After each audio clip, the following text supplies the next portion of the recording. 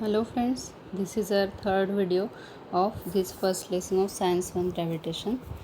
So, we will start with free fall. Take a small stone, hold it in your hand. Which forces are acting on the stone? Now release the stone. What do you observe?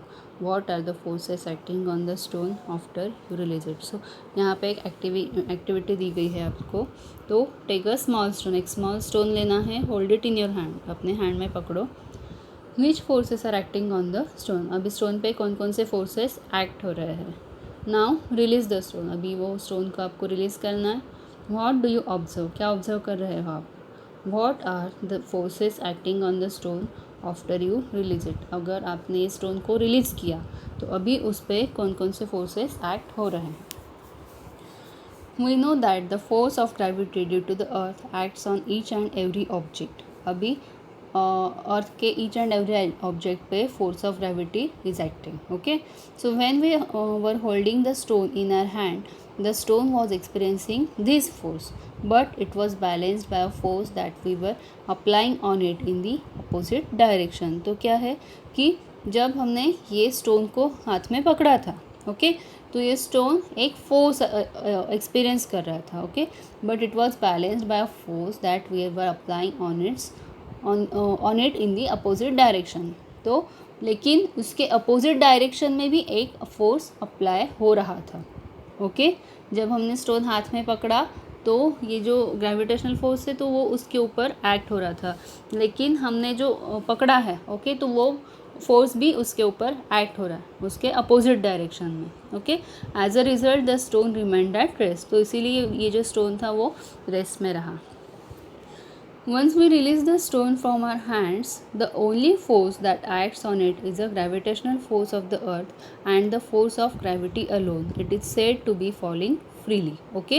तो अगर हमने ये हाथ से छोड़ दिया फिर क्या होगा, तो उसमें हमारे हाथ का जो फोर्स होगा it will not act. Okay, तो उसके बाद उस स्टोन पे सिर्फ एक्सेलरेशन ड्यू टू ग्रेविटी या फिर ग्रेविटेशनल फोर्स, तो सिर्फ वही एक्ट होगा. So whenever an object moves under the influence of force of gravity alone, it is said to be falling freely. तो अभी एक ऑब्जेक्ट पे सिर्फ force of gravity he act हो रहा होगा तो उसे बोलते हैं फ्रीली फॉलिंग ऑब्जेक्ट. ओके, सो दस the release stone is in a free fall. तो ये जो स्टोन हमने रिलीज़ किया तो ये अभी फ्री फॉल में है. In free fall, the initial velocity of the object is 0 and goes on increasing due to the acceleration due to gravity of the earth. तो अभी free fall में क्या होगा कि जो उसकी initial velocity है, ओके, तो वो 0 हो जाएगी. it will be 0. एंड अभी क्या है, वो पहले तो 0 थी लेकिन अभी वो इंक्रीज़ होगी. ओके, जैसे जैसे हमारा एक्सेलरेशन ड्यू टू ग्रेविटी हमें होगा तो उसके साथ साथ जो हमारी इनिशियल वेलोसिटी है तो वो बढ़ती जाएगी. During free fall, the frictional force due to air opposes the motion of the object and buoyant force also acts on the object. तो क्या है, फ्री फॉल के वक्त जो फ्रिक्शनल फोर्स है एयर का, तो ये हमें हमारी स्पीड को अपोज करेगा. Okay, and buoyant force also acts on the object. तो बॉयंट फोर्स ये भी एक प्रकार का ये है फ्रिक्शनल फोर्स के जैसा ही है. Okay, so thus true free fall is possible only in vacuum. तो ये जो फ्री फॉल होता है तो ये सिर्फ वैक्यूम में ही होता है. अभी हम थोड़ा सा बॉयंट फोर्स के बारे में देखेंगे. तो बॉयंट फोर्स मतलब क्या कि जब हम किसी भी ऑब्जेक्ट को किसी भी सपोज देखा जाए टेबल पे रखते हैं, ओके, तो ये जो ऑब्जेक्ट टेबल पे एग्जर्ट करेगा तो ये होगा ग्रेविटेशनल फोर्स. वाई, बिकॉज ये जो हमारी अर्थ है तो वो उसे नीचे खींच लेगी. Okay, so it will B gravitational force. और जो टेबल है तो वो टेबल ऑब्जेक्ट पर जो कुछ भी फोर्स अप्लाई करेगा तो उसे बोलते हैं बॉयंट फोर्स. ओके, तो उसे बोलते हैं buoyant force. So thus true free fall is possible only in vacuum. So vacuum में ही हमें फ्री फॉल मिलेगा. For a free-falling object, the velocity on reaching the earth and the time taken for it can be calculated by using Newton's equations of motion. तो freely falling object की velocity जो है तो वो हम Newton's equation के Newton's laws of motion के equation जो होंगे तो उससे हम कैलकुलेट करेंगे. For free fall, the initial velocity u equal to 0 and acceleration a equal to g. तो हमें ये कंसिडर करना होगा u equal to 0 and a equal to g. Thus we can write the equations as v equal to gt, s equal to half g t square and v square equal to 2gs. अभी क्या है देखो, हमारा जो first formula है तो it is v is equal to u plus a t. Okay, तो हमने यहाँ पे क्या कंसिडर किया है कि u equal to 0 and a is equal to g. So therefore v equal to u plus a t, तो u will be 0 and a की जगह g रिप्लेस होगा. So that's why v equal to g t. Then second formula is s is equal to ut plus half at square. अभी ut, u again 0, so first term will be 0 and plus half at square, तो a की जगह again g will be taken, so half gt square. And third formula is u square, v square is equal to u square plus 2as. Again u square will be 0 and g will be replaced by a. Okay, sorry, a will be replaced by g, so it will be v square is equal to 2gs. Now, for calculating the motion of an object thrown upwards, acceleration is negative, that is in a direction opposite to the velocity and is taken to be minus g. So, अभी क्या है, motion of calculating motion of an object throne upward. अगर हमने कोई भी object upward throw किया तो acceleration जो होता है वो नेगेटिव होगा. Okay, that is direction opposite to the velocity and is taken minus g. It will be minus g. The magnitude of g is same but the velocity of the object decreases because of this negative acceleration. तो ये जो g होगा, g की value जो कि 9.8 है, तो it is same. Okay, but velocity decreases because of negative acceleration. उसकी जो वेलोसिटी होती है, देखो अभी अपवर्ड हम कोई भी ऑब्जेक्ट थ्रो करते हैं तो उसकी वेलोसिटी धीरे धीरे कम हो जाती है. ओके, सो दैट्स वाई वहाँ पे जो g होता है वो हम नेगेटिव लेते हैं. The moon and the artificial satellites are moving only under the influence of gravitational field of the earth, thus they are in free fall. तो ये जो मून या फिर आर्टिफिशियल सैटेलाइट्स होते हैं तो ये सिर्फ ग्रेविटेशनल फील्ड के इन्फ्लुएंस से ही मूव होते हैं. ओके, उन पे कोई भी अलग से दूसरा फोर्स एक्ट नहीं होता है. So that's why we can say that they are in a free fall. Now next, the value of g is the same for all objects at a given place on the earth. Thus, any two objects, irrespective of their masses or any other properties, when dropped from same height and falling freely, will reach the earth at the same time. तो अगर ये जो g की value है वो पूरे अर्थ पे किसी भी गिवन प्लेस पे सेम ही होती है. ओके, सो दस एनी टू ऑब्जेक्ट्स, कोई भी दो ऑब्जेक्ट्स अगर हमने लिए तो उनका मास, उनकी प्रॉपर्टीज़ कुछ भी हो, लेकिन अगर हमने सेम हाइट से उन्हें अगर गिराया तो ये जो है वो फ्रीली फॉल होंगे. Okay, so Galileo is said to have performed an experiment around 1590 in the Italian city of Pisa. तो इसके बारे में गैलीलियो ने 1590 में पिसा में एक एक्सपेरिमेंट किया था. He dropped two spheres of different masses from Leaning Tower of Pisa to demonstrate that both spheres reached the ground at the same time. तो उसने क्या किया कि जो दो स्फीयर्स थे, तो दो डिफरेंट मासेस के दो स्फीयर्स, तो उसने उन्हें लीनिंग टावर से फेंका था. ओके, और वो ग्राउंड पे सेम ही टाइम पे पहुंचते हैं. When we drop a feather and a heavy stone at the same time from a height, they do not reach the earth at the same time. अगर हमने कोई भी दो, मतलब कि फेदर है, ओके, और हैवी स्टोन है, तो दोनों को हमने एक ही टाइम में एक ही हाइट से फेंका तो दोनों अर्थ पे सेम टाइम पे नहीं पहुंचते. The feather experiences a buoyant force and a frictional force due to air and therefore floats and reaches the ground slowly later than the heavy stone. तो feather जो होगा तो वो क्या करता है, buoyant force एक्सपीरियंस करता है. buoyant force और frictional force जो कि एयर करती है तो वो ये करता है, एक्सपीरियंस करता है. and therefore floats and reaches the ground slowly. तो इसलिए वो तैरता है और ग्राउंड पे स्लोली पहुंचता है. later than the heavy stone के बाद में. The buoyant force and frictional forces on the stone are much less than the weight of the stone and does not affect the speed of the stone much. तो ये जो buoyant force और frictional force होता है stone पे, okay, तो ये उसके वेट के हिसाब से बहुत ही कम होता है, ओके, और दैट्स वाई ये जो दोनों फोर्सेस है तो ये उसकी स्पीड पे ज़्यादा अफेक्ट नहीं कर सकते. Recently, scientists performed this experiment in vacuum and showed that the feather and stone indeed reached the earth at the same time. और अभी कुछ साल पहले ही साइंटिस्ट ने ये ऐसा एक्सपेरिमेंट किया, ओके, क्यों फेदर एंड स्टोन जो है वो उन्होंने एक साथ डाला नीचे और उन्होंने ऐसा ये अनुमान लगाया, ऐसा ऑब्जर्व किया कि दोनों के दोनों एक साथ ही ज़मीन पे पहुंचते हैं. तो इसके बारे में एक वीडियो है जो कि BBC अर्थ सोनी BBC का है, तो ये मैं अपना डिस्क्रिप्शन बॉक्स में इसे शेयर करूँगी, ये आप लोग देख लेना. So next is use your brain power.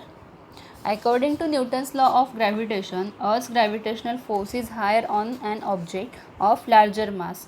Why doesn't that object fall down with higher velocity as compared to an object with lower mass? तो न्यूटन्स लॉ के हिसाब से क्या दिया है कि अर्थ का जो ग्रेविटेशनल फोर्स है तो वो लार्जर मास पे लार्जर होगा. तो अगर ऐसा है तो फिर वो जो ऑब्जेक्ट होगा, जो हैवी ऑब्जेक्ट होगा, तो वो हायर वेलोसिटी से क्यों नहीं ट्रैवल कर सकता. Okay, so the answer is larger mass objects have greater gravitational force but lesser acceleration. जो कुछ भी हैवी ऑब्जेक्ट होंगे तो उनका ग्रेविटेशनल फोर्स तो ज़्यादा है लेकिन एक्सेलरेशन जो है वो कम होगा. So therefore they cancel out each other, hence velocity remains constant.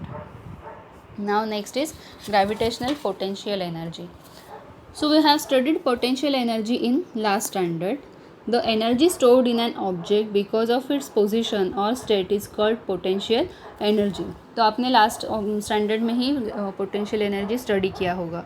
तो किसी भी ऑब्जेक्ट में जो कुछ भी एनर्जी स्टोर्ड होती है उसकी पोजीशन या स्टेट से, तो उसे बोलते हैं potential energy. This energy is relative and increases as we go to greater heights from the surface of the earth. तो ये रिलेटिव एनर्जी होती है और जैसे हम अर्थ सरफेस के ऊपर जाएंगे, हाइट पे जाएंगे, तो ये जो एनर्जी है वो इंक्रीज होगी. We had assume that the potential energy of an object of mass m at height h from the ground is mgh and on the ground it is 0. Okay, तो किसी भी ऑब्जेक्ट जिसका मास m होगा और height h होगी तो उसका formula होगा mgh, ओके, और ग्राउंड पे होगी वो 0. When h is small compared to the radius of the earth we can assume g to be constant and can use the above formula mgh.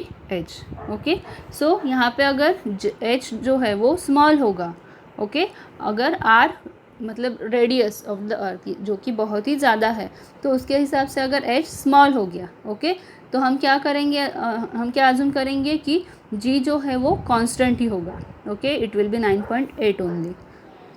But for large values of h the value of g decreases with increase in h. g की जो कुछ भी अगर h की high value होगी तो g जो है वो डिक्रीज होगा, okay. So for an object at infinite distance from the earth, the value of g is 0 and earth's gravitational force does not act on the object. तो अगर बहुत ही ज़्यादा हाइट पे हो गया, ओके, अर्थ सरफेस से बहुत ही ऊपर हो गया, तो वहाँ पे जो g की वैल्यू है वो 0 होगी जैसे कि स्पेस में, और उस ऑब्जेक्ट पे अर्थ का ग्रेविटेशनल फोर्स जो है वो एक्ट नहीं हो सकता. So it is more appropriate to assume the value of potential energy to be 0 there. Okay, so हम ऐसे समझ सकते हैं कि वहाँ पे जो पोटेंशियल एनर्जी है तो वो वहाँ पे 0 होगी. Thus for smaller distances, that is heights, the potential energy is less than 0, that is it is negative. और वैसे भी अगर स्मॉलर डिस्टेंस होंगे, ओके, जैसे कि स्मॉलर हाइट होगी तो वहाँ पे जो पोटेंशियल एनर्जी होगी वो नेगेटिव होगी. When an object is at height h from the surface of the earth, its potential energy is minus gmm plus upon r plus h. Here m and r the earth's mass and radius respectively. Okay, m and r जो है capital m capital r वो है अर्थ का mass and radius. Small m होगा object का मास, g is gravitational constant and small h it is the height of the object from the surface of the earth. Now next is escape velocity. So we have seen that when a ball is thrown upwards, its velocity decreases because of the gravitation of the earth. अगर हमने कोई भी ball ऊपर फेंका तो जैसे जैसे वो ऊपर जाता है तो उसकी वेलोसिटी वो जो है वो डिक्रीज होती है. The velocity becomes zero after reaching a certain height and after that the ball starts falling down. तो किसी एक सर्टन हाइट के बाद में उसकी जो वेलोसिटी है वो ज़ीरो होती है और वो बॉल नीचे आना स्टार्ट हो जाता है. Its maximum height depends on it's initial velocity. वो कहाँ तक रीच होगा, उसकी मैक्सिमम हाइट क्या होगी, तो ये कौन डिसाइड करता है, initial velocity. According to Newton's third equation of motion v square is equal to u square plus 2s. ये है Newton's third equation of motion. Now v is final velocity of the ball that is 0 and a is equal to minus g. अभी ऊपर ही हमने देखा कि वहाँ पे अगर वो ऊपर के और जाता है okay so g will be minus negative. Therefore अभी ये वैल्यूज हम पुट करेंगे. So v is 0. So 0 is equal to u square plus 2 into minus g. A के जगह माइनस जी लेंगे और s will be as it is. And maximum height of the ball is equal to, अब यहाँ पे हमने find out किया है कि s is equal to minus you square upon 2g. So thus higher the initial velocity u the larger is the height reached by the ball. तो अगर initial velocity high होगी तो जो हाइट होगी तो वो भी हाई होगी. The reason for this is that the higher the initial velocity, the ball will oppose the gravity of the earth more and larger will be the height to which it can reach. तो क्या है इसका reason कि अगर initial velocity ज़्यादा हुई तो क्या होगा, तो जो बॉल की जो ग्रेविटी को अपोज करेगा तो वो भी ज़्यादा होगा. ओके और larger will be the height to which it can reach. तो उसकी जो हाइट होगी ओके तो वो भी ज़्यादा होगी. We have seen about that the value of g keeps decreasing as we go higher above the surface of the earth. हमने पहले भी देखा है कि अगर हमने जी को डिक्रीज़ किया तो जो सरफेस है तो वो मतलब हायर द सरफेस जाएगा. ओके जैसे हम अर्थ के ऊपर जाएंगे तो जी की वैल्यू कम होगी. ओके सो क्या दिया है कि वैल्यू कम हो जाएगी. So if we keep increasing the initial velocity of the ball it will larger and larger heights and above a particular value of initial velocity of the ball and the ball be able to overcome the downward pull by the earth and escape the initial velocity of the ball. okay so अगर हमने initial velocity को increase किया तो हमारी height बढ़ती जाएगी और एक हाइट ऐसे आएगी कि जहाँ से ये जो बॉल है तो वो जो हमारा ग्रेविटेशनल फील्ड है अर्थ का तो उसके एकदम बाहर जाएगी और वो वहाँ पे it will start to free fall. Okay downward pull by the earth and can escape the earth forever and will not fall back on the earth. तो ये जो ग्रेविटेशनल फील्ड है तो उसके बाहर जाएगी, एस्केप हो जाएगी. Okay and it will not ever come back. Okay वो अर्थ पे कभी भी वापस नहीं आएगी. So this velocity is called escape velocity. इस वेलोसिटी को एस्केप वेलोसिटी बोलते हैं. We can determine its value by using the law of conservation of energy as follows. तो हम ये law of conservation of energy के हिसाब से हम इसे नीचे जैसे लिखेंगे. An object going vertically upward from the surface of the earth having an initial velocity equal to escape velocity escapes the gravitational force of the earth. अगर किसी भी ऑब्जेक्ट की इनिशियल वेलोसिटी है अर्थ की एस्केप वेलोसिटी जितनी होगी okay तो it will go away from the gravitational force of the अर्थ. जो ग्रेविटेशनल फोर्स होगा तो उसके भीतर उसके बाहर जाएगी वो. The force of gravity being inversely proportional to the square of the distance becomes zero only at infinite distance from the earth. तो ये फोर्स जो होगा, force of gravity, okay, so it is inversely proportional to the square of the distance. हमने ये बहुत ही बार देखा है पहले। तो it will become zero at infinite distance from the earth, okay. जो हमारा फोर्स ऑफ ग्रेविटी होगा तो वो बहुत ही इन्फाइनाइट डिस्टेंस के यहाँ पे गया, तो it will become zero. So this means that for the object to be free from the gravity of the earth, it has to reach infinite distance from the earth. That is, the object will come to rest at infinite distance and will stay there. Okay?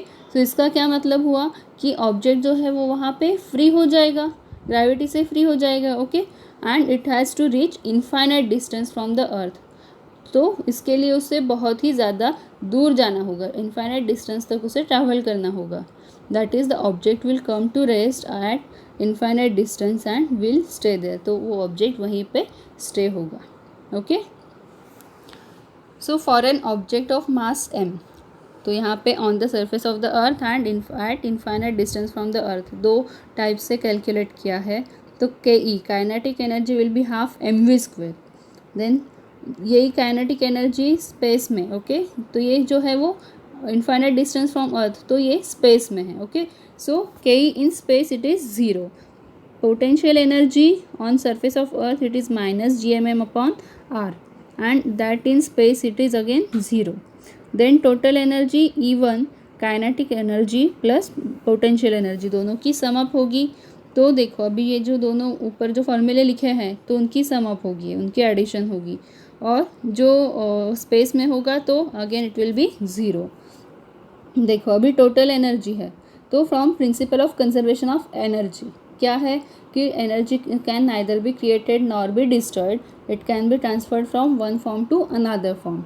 सो ये जो energy है, okay, so it will be same, total energy will be same. So E1 is equal to E2, but E2 is 0, okay, so E1 will be again 0, half mv² minus gmm/r equal to 0।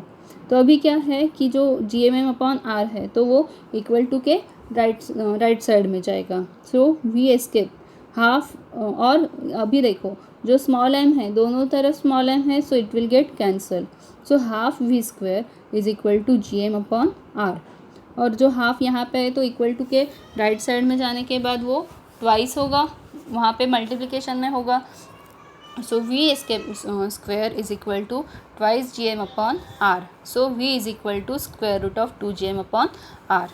अभी small g is equal to gm/r² है, so that's why we can write v escape is equal to square root of 2gr। अभी g की value पता है और r की value भी पता है, that is radius of the earth. So that's why escape velocity it is 11.2 km/s। The spacecraft which are sent to the moon और other planets have to have their initial velocity larger than the escape velocity, so they can overcome Earth's gravitational attraction, can travel to these objects। तो ये जो हमारे space craft होते हैं जिन्हें हम space में भेजते हैं, तो उनकी जो ये होती है इनिशियल एस्केप वेलोसिटी, तो ये 11.2 से ज़्यादा होनी चाहिए, km/s से ज़्यादा होनी चाहिए, okay. So do you know weightlessness in space? So space travelers as well as objects in the spacecraft appear to be floating। तो ये जो स्पेस ट्रैवलर्स और ऑब्जेक्ट्स होते हैं तो वो हमें ऐसा लगता है कि वो तैर रहे हैं। Why does this happen? Though the spacecraft is at a height from the surface of the earth, the value of g there is not zero। तो वहाँ पे क्या होता है कि ये जो ऑब्जेक्ट्स होते हैं ये अर्थ से बहुत ही ज़्यादा दूर होते हैं, लेकिन इसका मतलब ये नहीं होता कि वहाँ पे जी ज़ीरो है, ओके, वहाँ का जी जो है वो ज़ीरो नहीं होता। In this space station the value of g is only 11% less than its value on the surface on the earth. तो उसकी जो सरफेस की वैल्यू है तो उससे 11% लेस होता है। Thus the height of a spacecraft is not the reason for their weightlessness। तो इसी वजह से इसकी जो हाइट है तो वो कोई रीज़न नहीं है कि वहाँ पे वो वेटलेस जैसे होते हैं।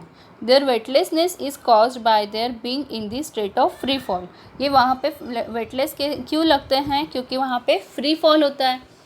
Though the spacecraft is not falling on the Earth because of its velocity along the orbit, the only force acting on it is the gravitational force on the Earth and therefore it is in free fall. तो spacecraft जो है वो वहाँ पे fall नहीं हो रहा है, okay, because why, because it's high velocity, okay. So वो जो अर्थ का जो रिवॉल्यूशन होता है, ओके, तो उसके हाई स्पीड की वजह से वो अर्थ पे फॉल तो नहीं हो रहा है, okay. The only force acting on it is gravitational force of the earth and therefore it is in free fall. तो उसके ऊपर सिर्फ एक ही फोर्स एक्ट हो रहा है और वो है ग्रेविटेशनल फोर्स, और that's why it is in free fall. As the velocity of free fall does not depend on the properties of an object, the velocity of free fall is the same for the spacecraft, the travelers and the objects in the craft. तो अभी क्या है, the velocity of free fall does not depend on properties, okay.